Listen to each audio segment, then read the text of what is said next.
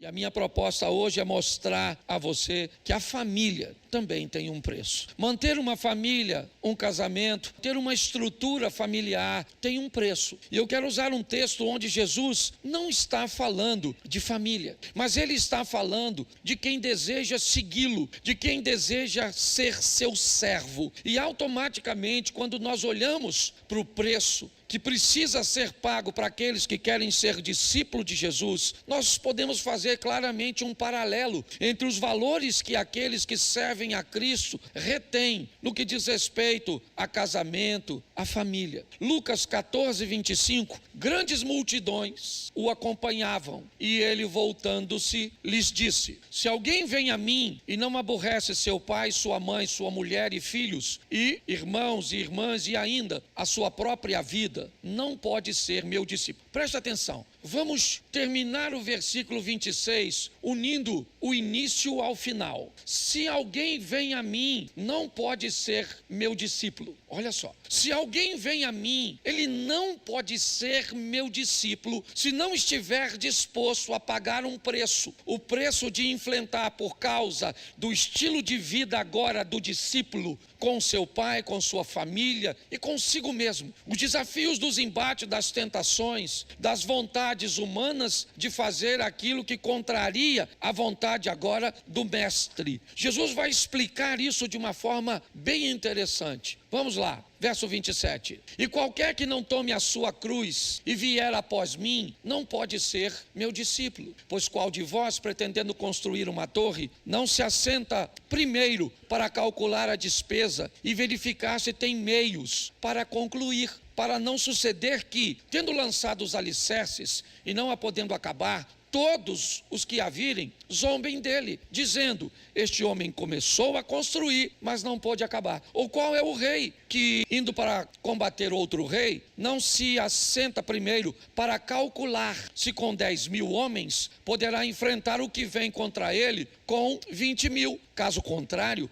estando o outro ainda longe, envia-lhe uma embaixada pedindo condições de paz. Assim, pois, todo aquele que dentre vós não renuncia a tudo quanto tem, não pode ser meu discípulo. O sal é certamente bom, caso, porém, se torne insípido, como restaurar o sabor? Nem presta para a terra, nem mesmo para o montouro. Lança-o fora. Quem tem ouvidos para ouvir, ouça. Olhe para mim, porque eu quero começar por aqui, onde Jesus começa a explicar o preço para servi-lo, a base que aquele que tem sã consciência deveria colocar antes de fazer alguma coisa. Aqui ele usa o exemplo da torre e diz que todos que vão construir uma torre deveriam descobrir o preço da torre antes de começar a construção. Aqui diz: aquele que vai à guerra deveria conhecer bem suas forças e material bélico e as forças e material bélico de seu inimigo. Para quê? Para que ele não pare a construção no meio do caminho e para que ele não perca a guerra. Jesus está falando da condição de entender que tudo tem seu preço e nada é de graça. Talvez a moeda com que se pague as coisas nem sempre seja o dinheiro, nem sempre seja coisas materiais. Mas às vezes você vai ter que pagar com favor, porque favor não se paga com dinheiro, favor se paga com favor. Às vezes você vai ter que pagar com tolerância, às vezes você vai ter que pagar com silêncio. Às vezes a forma de pagamento é ter que fazer alguma coisa, mesmo sem querer, porque essas também são formas de pagar. Mas é importante que você entenda que você terá que pagar ou terá sérios problemas. Então a minha pergunta é: você sabe quanto custa manter uma família? É isso que eu quero refletir com você. Quanto custa constituir uma família? A primeira coisa que vai te custar é que você vai ter que ser alguém destemido e ousado. Montar uma família custa daquele que deseja perder o medo. Ele não terá a resposta imediata para dizer: você tem certeza que vai dar certo? Não, eu não tenho certeza que vai dar certo. É lógico que eu não tenho certeza que vai dar certo. Eu não posso ter nenhuma garantia que vai dar certo. Ninguém tem essa garantia. Essa garantia talvez você não conseguiria dar nem mesmo para a sua própria individualidade, se fosse dar certo, se dependesse só de você. Imagine se você desejar a garantia da união de duas pessoas. Quem vai casar precisa vencer o medo, a insegurança. Pessoas que não conseguem fazer isso vão se esconder por detrás de uma frase que eu até entendo e respeito, mas o Criador discorda daqueles que pensam assim, e eu vou ficar com o Criador. Quando Deus cria o homem sozinho, e logo depois ele diz que não é bom que o homem esteja. Então, quando alguém diz que opta por ficar sozinho, eu entendo isso. Tá certo? Ah, mas o apóstolo Paulo, ele também deu conselhos. Sim, mas ele disse assim, digo eu, não o Senhor. Na ótica de Deus, se casar é importantíssimo, e não mais simplesmente para crescer e multiplicar não, viu gente? Porque tem mais de 8 bilhões de pessoas no planeta. O planeta está precisando mais de gente não, tem que dar uma desafogada nesse negócio, certo? Mas mesmo assim, se casar é importantíssimo, só que custa perder o medo, porque tem gente que diz, deixa eu fazer uma pesquisa aqui, por favor, ninguém está te criticando, ninguém quer se meter na sua vida, ninguém quer te segregar, não é nada disso, mas quem aqui é convicto, pastor, eu não estou afim de casar, levanta a mão por gentileza. Vai levantar a mão bem alto, vocês estão com medo, né? Olha lá, tem gente levantando a mão, isso aí, Deus te abençoe, isso, não quer, porque tem gente que fica com medo, pastor, tem medo de casar. Por quê? Porque você vai ter que vencer os exemplos negativos. Isso. Se você deseja construir uma família, pare de olhar os exemplos ruins. E olha que tem, hein? Eu estou até parando de brincar com isso, que eu acho que eu já estou desanimando as pessoas. Quando eu começo a falar o preço da luz, do gás. Esse dia o garoto falou, pastor, eu até ia, mas depois dessa palestra do senhor hoje, nem se você me der dinheiro, eu vou. Nós vamos ter que vencer isso. Custa vencer os exemplos negativos na maioria das pessoas casadas. Se você, principalmente, se não tiver Jesus governando, se você perguntar assim, se você fosse casar hoje, você casaria? A maioria das pessoas vai falar assim, com outra pessoa, porque com a mesma não aprendi a lição. Então custa vencer os exemplos negativos. Eu acho o maior barato. Às vezes a gente vai evangelizar alguém e alguém diz assim, pastor, posso falar a verdade para o senhor? Pai, eu estar na igreja para ser igual fulano, eu prefiro não estar. Mas eu queria te fazer uma pergunta, quem é que deu fulano como parâmetro para você? Não foi você mesmo? Tá assim de gente boa, você viu o pessoal aqui, 35 anos casado, um cara 35 anos pegando a mesma mulher, irmão, tem que ganhar uma carteirinha de tarado, não é verdade? Pastor, o que? A minha proposta é mostrar a você que casamento e família não é uma instituição falida, não. Esse dia eu estava falando isso e alguém falou, ô pastor, acorda, em que mundo você está? Porque no mundo que eu estou, está todo mundo tendo conflito e se divorciando. Eu falei, meu filho, então muda de mundo, porque no mundo que eu estou, tem gente nadando de braçada, construindo uma história extraordinária, sendo felizes, vencendo, construindo uma família linda. Então venha para o meu mundo. E ele e para o inferno. Outra coisa que você precisa vencer na hora de entrar num casamento, de um relacionamento, é parar com esse negócio e levar uma rota de fuga junto. Se não der certo, não, eu vou até casar, mas se não der certo, casamento não tem rota de fuga nem saída de emergência. A porta do casamento é para baixo, mais ou menos 1,20 m por 2 e uns quebradinhos. 1,50 m de fundura, você vai deitado para descansar, quer? Você está rindo, mas o assunto é sério. Então custa sim, custa. Formar uma família, custa ousadia. Tem gente ousada aí? Levanta a mão, só os casados. Isso aí, Deus te abençoe, te dê força para levar esse projeto até o final, glória a Deus, certo? Segunda coisa que vai te custar, se você quer montar uma família, você tem que entender qual será. Acabou. O Lucas Agostinho usou tudo. Eu troco aqui, como é que é? Dá uma instrução. Isso. É ao vivo.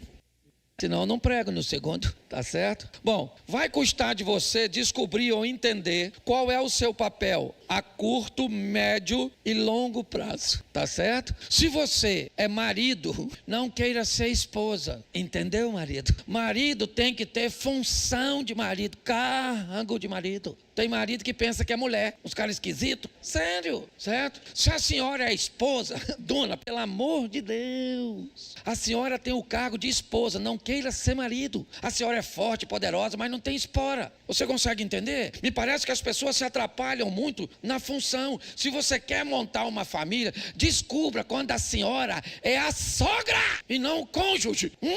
Sogra tem função, sim ou não? Sim ou não? Claro, quem é a sogra? O oráculo. A sogra é um oráculo pela experiência que tem ao longo dos anos. A véia amadureceu, a véia treinou seus filhos, a véia é uma véia sensacional. Então o que essa véia faz? Ela é muda, fica onde? Na casa e atende às demandas quando for consultada ao oráculo. Entendeu? Mas tem umas véias que parece que é mulher do filho. Tá, eu falei pra você, a mãe foi pra lua de mel, Luca. O cara casou, a mãe da moça foi. E chegar de manhã para tomar café, a véia estava lá, surpresa. Essa véia não sabe o papel dela. Aí o cara ainda falou comigo, pastor, se fosse o senhor, o que o senhor faria? Eu ia falar, minha senhora, toma café conosco. Venha para nossa mesa que eu vou te narrar tudo que fiz com sua filha essa noite. Eu queria ver para onde essa véia ia, essa perturbada da cabeça. Isso custa saber qual é o meu papel. Então, se eu faço parte de uma família, quem eu sou nessa família? Eu sou o cônjuge, e eu sou o cônjuge com funções de obrigações e cargo, certo? E postura do homem, então tá bom, eu sou o marido. Não, eu não sou o marido, eu sou a esposa. Não, dessa família que ampliou, eu sou o sogro. É assim que funciona. Eu não posso, há limites. Já faz um tempo. Minha nora eu vi aqui, estava com a netinha, certo? Mas foi meu neto. Meu filho me ligou que meu neto estava gritando. Não sabia o que era. Eu corri para lá com minha mulher, para acudir. Quando eu cheguei na frente da casa, minha nora estava com meu netinho no colo, e ele chorando,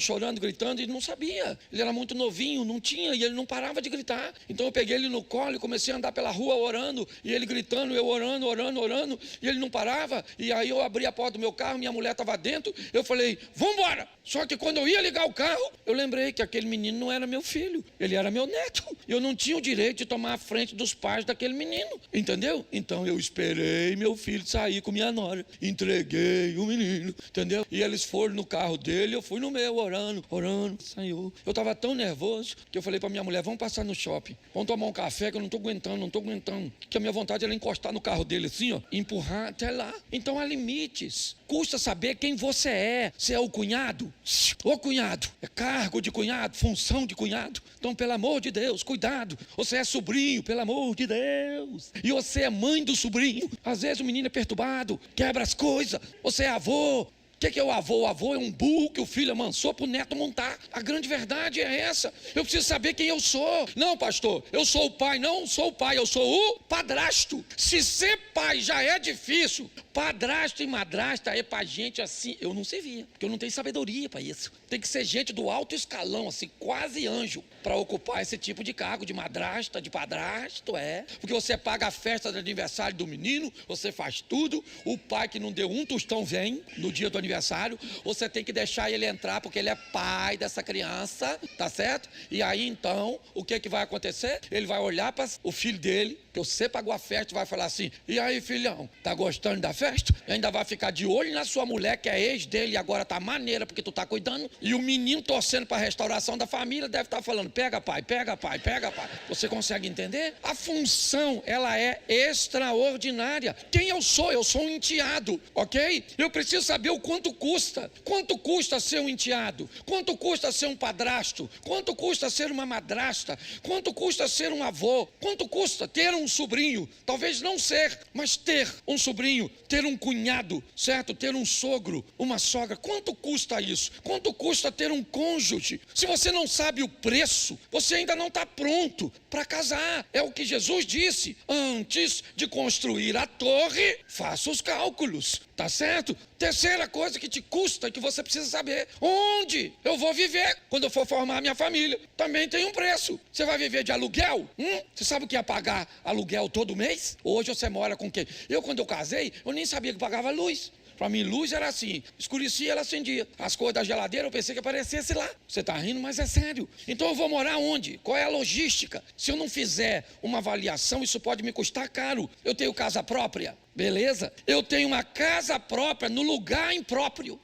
O cara constrói uma casa em cima da casa. Quem te falou que é própria? Você quer ter algum direito construindo uma casa no quintal dos outros? Antes de casar, consulte o advogado. Pega um conselho, faz no quintal. Você está rindo? A casa é até própria, mas o lugar é? Então deveriam olhar. Vai morar numa casa que é de herança da família. E família é o maior barato, porque olha só como é que é assim. A mãe tem uma casa, olha que família maneira. Aí tem 4 filhos. Aí essa filha casou com uma pessoa responsável, o camarada é bem de vida, construiu uma estrutura e construiu uma casa para ele. Aí a outra casou também com outra pessoa, que tal, e construiu uma casa. Aí a outra também construiu. Aí uma foi morar na casa da mãe. E aí ela pensa que quem construiu a sua não precisa. Então eu agora vou morar nessa casa porque você tem a sua. Acorda, santa. Tem porque meu marido construiu. Isso aqui é de todos nós. Vai ter que dividir. Olho grande. Você não precisa. Quem fala que não precisa das coisas é quem não precisa, não é você. Mas as pessoas não olham nada disso. Tá certo? Vão morar na casa com outras pessoas. Aí é uma família comunitária, né? Às vezes o quarto não tem uma suíte. Como é que faz amor? Como é que toma banho depois? Não pode ter nem uma sonoplastia. Vai acordar os outros. Chuveiro tem que abrir e ficar numa posição estratégica para não fazer barulho da água batendo no chão, porque vai acordar os outros. Você não está fazendo sexo, você deve estar roubando um banco. Não é verdade? Então as pessoas têm dificuldade de entender. Olha, gente, não tem problema em começarmos assim, não. Eu não estou fazendo uma crítica, não. Eu comecei assim, certo? Eu só estou dizendo que as pessoas precisam saber o quanto isso custa. Porque se você não souber o quanto custa, seu casamento, sua família, não vai muito longe. Essa é a verdade. Eu vou te dar alguns textos rapidinho.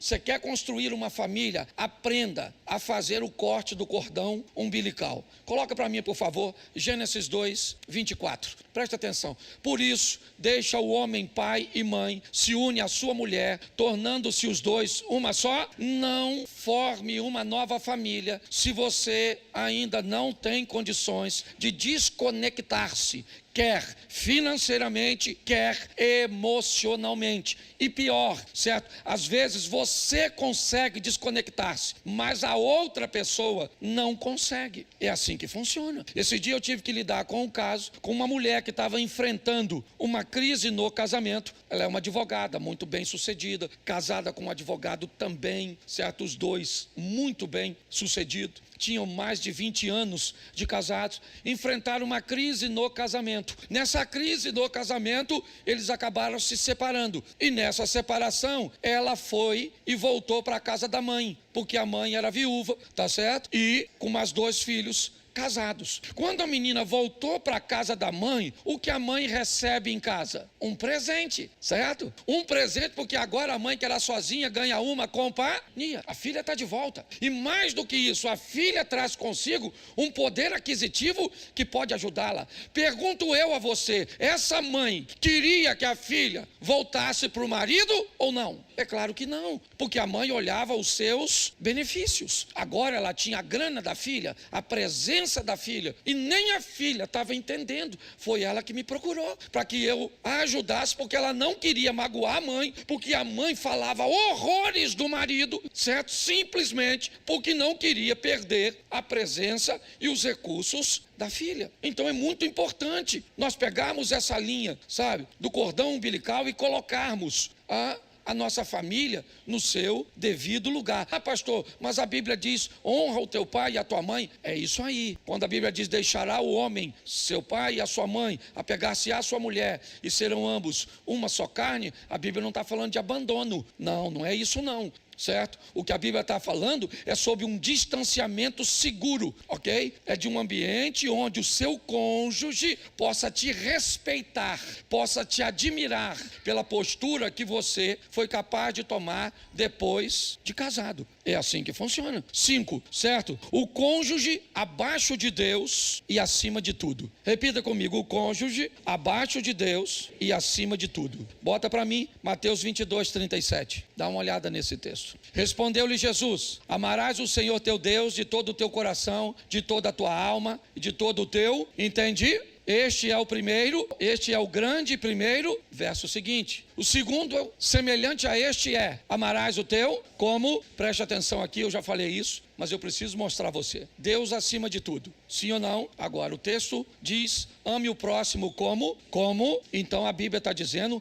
ame a Deus primeiro, depois ame a quem? Ame a quem? Não, lê o texto. O texto não está falando isso. O segundo é semelhante a este: amarás o teu como? Então o texto está mandando eu amar quem depois de Deus? Eu. Ame o próximo como eu amo a mim. Todas as vezes que você amar outra pessoa mais do que você está se colocando num ambiente onde você pode viver um relacionamento abusivo. Quando as pessoas descobrem que você gosta mais dela do que de você, você vai ter problema. Seja ela seu filho, seja ela... Deixa seu filho descobrir que você gosta mais dele do que de você, e você vai ver o que ele é capaz de falar com você, de fazer com você. Mas o dia que seu filho descobrir que você se ama antes dele, porque era assim que os nossos pais nos trouxeram até aqui. Foi assim. Você nunca, pelo menos eu não lembro, na minha época de garoto, de ver uma mãe ou um pai perguntando para o filho se você me ama.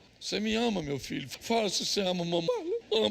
Quem me criou foi minha tia, e eu louvo a Deus, irmã do meu pai. Minha tia falava comigo: meu filho, eu não quero nem saber se você gosta de mim, eu só quero que você me respeite, que eu quebro você no cacete, ô garoto. Você vai ser uma pessoa de bem, você não vai se meter com filha dos outros, você não vai envergonhar o nome da sua família, você vai respeitar os mais velhos, você vai pegar tudo que é dos outros, não é seu. E se você não aprender, eu rebento você aqui. Eu vou denunciar a senhora para o conselho tutelar, eu bato no conselho tutelar, eu bato no Alexandre de Moraes, eu bato no Flávio Dino, eu bato em todo mundo. Era ou não era? E pronto, acabou. E nós chegamos até aqui. Louvado seja Deus por isso. Então nós temos que aprender a gostar de nós mesmos. Tá bom? A senhora vai casar? Seu marido é tá bom, é um lorde. Mas a senhora fala para ele: ô maluco, escuta uma parada. Eu gosto de você pra caramba. Eu gosto mais de mim, tá bom? Não esquece disso não, que o dia que você esquecer eu lembro. Você tem que fazer isso, senão já era, tá certo? Custa você ter que estabelecer um limite. É assim que funciona. Ame-se mais do que você ama o outro. A Bíblia diz: ama o próximo. Qual é o limite? Como? Ama o próximo como a ti. Não ame mais do que você só ama a Deus e pronto, acabou. Aí você consegue ir longe. Bota Mateus 19:5. E que disse: por esta causa deixará o homem pai e se unirá, tornando-se os dois uma só. Bom, aqui nós temos uma proposta, a proposta de uma fusão. Casamento não é uma união, certo? Se fosse uma união, dava para quebrar. Não que não dá para quebrar, é lógico que dá, tá certo? O divórcio só acontece porque, preste atenção, aprenda uma coisa nessa vida: tudo, pastor, mas Deus não é poderoso? Sim, tudo aquilo que Deus diz que você não pode fazer, não pode. Você não pode, não adianta. Se ele falou que não pode, se ele criou não pode de verdade, não pode, nem que você queira. Você pode, sem equipamento algum, passar 10 minutos debaixo d'água, sim ou não? Sim ou não? Porque não pode. Você pode divorciar, sim ou não? Sim ou não? Pode, porque se não pudesse, certo? Você não teria como. Você pode voar sem usar um equipamento? Não. Então, quando Deus criou, e criou muitas coisas que não podemos fazer, existem coisas que não devemos fazer, mas podemos. Eu preciso entender que me custa entender que o casamento é uma fusão entre duas pessoas. Eu não sou unido com a minha mulher, eu me fundi, sabe? É como misturar o café no leite. Isso é uma fusão, não tem como mais separar. Lembra quando você ia naqueles encontros de casais que davam duas massinhas e mandava você ficar misturando a massinha, e depois a massinha ficava de uma cor? Não era a cor de uma nem a cor de outra, era a mistura das duas, certo? Isso é uma fusão. Então eu tenho que saber que me custa entender que eu me fundi com a minha mulher, e nessa fusão nem sempre prevalece meus horários, nem sempre prevalece meu querer, nem sempre prevalece minha razão. Por quê? Porque eu não estou mais sozinho no casamento, tem outra pessoa comigo. É assim que funciona. Pastor, mas eu não concordo com isso. Então não se case. É assim que funciona, tá certo? Mas se você for se casar, entenda que o casamento exponha você a uma fusão. Algumas coisas importantes que eu preciso falar com vocês, não vou dar o texto aqui para acelerar, no segundo, né, eu falo um pouco mais. Bom, levanta a mão todos os homens casados. Isso, você que não casou precisa levantar não. A Bíblia diz que você tem a obrigação, não é se você quer, de amar a sua mulher. Segura essa aí, querido. Pastor, eu amo. O que é amor? Deixa eu te fazer uma pergunta. O que é um bolo? Para ficar bem simplesinho. O que é um bolo? Um bolo é trigo, sim ou não? Um bolo é açúcar? Um bolo é ovos? Manteiga? Leite? Fermento? Sim ou não? Então isso é um bolo. Então quando você fala amor, você não tem como resumir amor a uma palavra só. Então preste atenção, porque essa é uma carga que nós vamos carregar. Se você gosta ou não, machão, foi para tuas costas, entendeu? Hashtag chupa essa manga, tá certo? O que é amar? Amar é prover. Homem é provedor. A mulher prover. Louvado seja Deus, está trazendo bastante coisa para casa, mas essa Deus botou aqui, ó, nas tuas costas, ô marmanjão. Provisão. Outra coisa, proteção. Tu tem que proteger, maluco. Se alguém for atirar nessa mulher, o que você faz? Se eu vi na internet um casal que foi assaltado, o marido rapou fora, maluco. Deixou a mulher na linha de fogo. Falei, o ladrão voltou. Depois, para socorrer a dona. Ficou com pena. Ó, eu não vou falar onde foi não, que o pessoal aqui conhece. Mas eu morava num lugar, e aí eu estava chegando em casa, o cara tinha feito um buraco na frente da minha garagem. E eu vi, quando eu entrei com o carro, de longe, eu vi um monte de terra, eu cansado. Sabe quando você não quer deixar o carro? Você quer ir para casa, coloca o carro dentro, toma um banho para você não sair mais. Mas estava lá. E eu já vim de longe, falei, rapaz, se não pediu a minha mulher para cavar o buraco, eu vou arrumar uma confusão. E vim dirigindo, e eu vi que tinha um cara em mim, ó, perto de um monte de terra. E eu vim, estacionei o carro, desci e fui caminhando. Quando eu olhei dentro do buraco, estava a mulher dele, com a chave de grife, uma serrinha, consertando o cano. A minha vontade era falar, só tá precisando de um homem aí, dona? Eu olhei, eu nem reclamei, porque como é que eu ia fazer? Eu falei, Jesus, tem misericórdia. Então, presta atenção, ô maridão, é obrigação tua proteger essa dona. Ninguém grita com a sua mulher, rapaz. Eu lembro, meu garoto mais velho, um dia eu cheguei em casa, minha mulher estava chorando. Eu falei, o que foi? Ela falou, o Caio gritou comigo. Eu falei, gritou com você? Fui lá no quarto dele, abri a porta, ele falou, o que foi, pai? Eu falei, eu não sou seu pai, eu sou marido da mulher que você gritou. Ele falou, o quê? Eu falei, é isso aí mesmo, rapaz, você não grita com minha mulher não, maluco? Falei alto que é para ela escutar lá na sala, que a propaganda é a alma do negócio. Eu, na verdade, dei uma correção nele, cheguei na sala, os olhos dela estavam desse tamanho, brilhando, como que ele chegou, o machão, o Stallone. O cara, você tem que defender sua mulher, rapaz. É obrigação sua, isso faz parte do amor. Outra coisa, respeitar sua mulher. A mulher é sua, rapaz. Nunca chama uma mulher de gorda. Ela engordou, tá vendo, pastor? Tô vendo, miserável. A balança também já viu, todo mundo já viu. Mas ninguém tá falando, só você, sua besta. Pastor, olha como é que se envelheceu. Esse dia, desculpa, eu tô na minha igreja, eu posso falar, tá bom? Você que tá visitando, estão gravando isso? Então, aí tem que ter sabedoria para falar, né, irmão? Mas eu falei, a mulher veio chorando para mim, falou, pai, ele falou que eu tô velha, que o meu cheiro já não é legal. O que eu faço? Eu só falo que ele tem um pintinho pequenininho. Fala com ele. Fala que eu quero ver ele se meter com a senhora. Olha pra mim aqui. Casamento tem que ter respeito. Não se brinca com mulher dizendo que tá velha, que tá gorda, que tá isso, que tá aquilo. Não é assim não, rapaz. Respeito faz parte de amor. Posso ouvir um amém?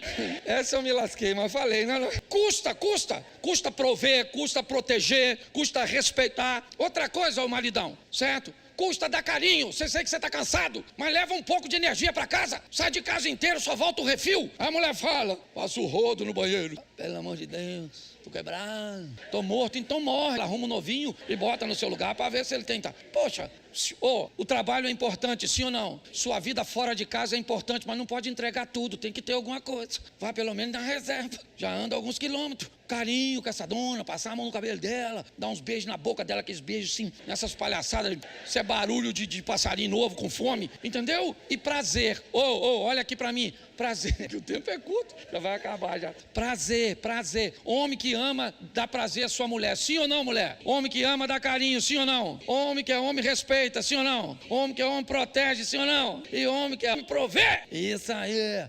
Mas um homem desse parece que é uma franga, né? Fazendo tudo isso. Então eu preciso te dizer o que esse homem também faz. Ele sabe dizer não. Estou dizendo que ele é um babaca, não. Ele é ruim. Ele estabelece limite. Ele provê, ele protege, ele respeita, ele dá carinho, ele dá prazer. Mas ele vai implicar com a sua roupa, vai implicar com o seu horário, vai ficar de olho na senhora, porque a senhora está maneira. Louvado seja Deus. Vai falar para seus filhos, não vai. Funciona. Então, tem que entender isso. Eu não posso terminar sem falar das mulheres, né? Já massacrei meus amigos. Agora, toma, dona. Toma, se a senhora riu, chora, que a igreja é lugar quente. Mulher tem que obedecer. Ah, não gostou não? Quer que eu continue falando dessa? A Bíblia diz que a mulher tem que obedecer. Agora, mulher, seja franca para mim. Deixa eu voltar no capítulo anterior. Se o seu marido é um provedor, um protetor, um respeita, um carinhoso e um cara que tira o seu fôlego de prazer, seja franca aqui, só para nós na intimidade. A senhora seria capaz de obedecer a um homem desse, santa? Ah, apanhou de novo, mas vou bater nela, espera aí. Presta atenção, o que é obedecer para um homem? Uma das coisas que o homem entende por obediência é valorização. Valorizar o que ele está fazendo. Essa é a grande verdade, certo? Quando uma mulher valoriza o que está sendo feito, o que ele está entregando, ele pode até não ser muito habilidoso, tá certo? Mas a senhora vai calibrando, a senhora vai ajustando esse cara. Mas tem que valorizar o que ele traz para casa, o que ele faz com economia, certo? Seu marido tem que ver você corrigindo muitas vezes aquilo que está sendo tratado de qualquer maneira, que está sendo esbanjado. Quando um homem é valorizado, ele entende que o que ele traz, que a forma que ele protege, que a forma que ele entrega, certo? Ela está sendo bem recebida, então ele continua entregando, ele continua fazendo. Todas as vezes que eles sentem que não há valor, esses dias eu vi um vídeo que me chamou muita atenção. A mulher disse para o marido: eu quero saber, ela não é mais nova do que eu, ela não é mais magra do que eu, ela não é mais bonita do que eu, então por que é que você não ficou só comigo? Ele disse: ela é mais suave que você, ela é mais doce do que você, ela não me manda calar a boca, ela não me critica o tempo inteiro, ela não faz eu me sentir o tempo inteiro